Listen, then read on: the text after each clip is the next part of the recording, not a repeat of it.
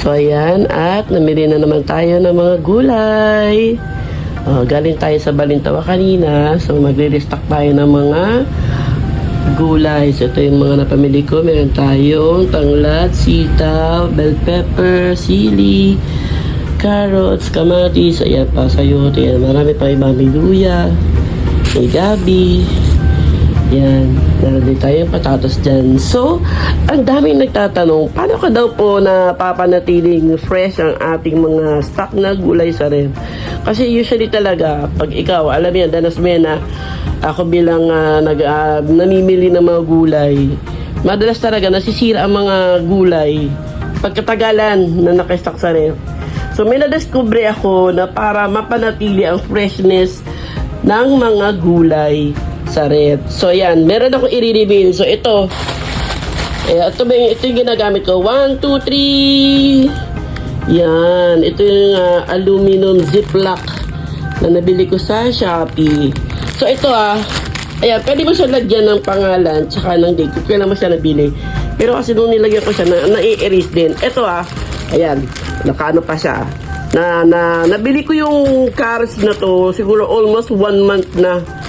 Kasi monthly lang naman ako namimili ng mga gulay sa Balintawak eh. So ayan ako na binubuksan natin. So i-reveal ko sa inyo kung paano niya napapanatili na fresh ang gulay kahit na matagal na siya na nasa ref.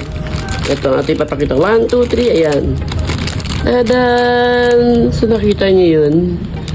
So diba karaniwan ang carrots pag nasa ref ng mga ilang araw na nabubulok na kagad yan. Ito mo. Pero tingnan niyo naman to. Di ba? Parang kala mo kabibili mo lang.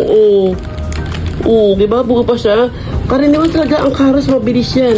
Dati ginagamit ko yung mga paper bag na nabibili ko pag bumibili ako sa Hyper, yung mga paper bag, hindi ko tinatapon yun.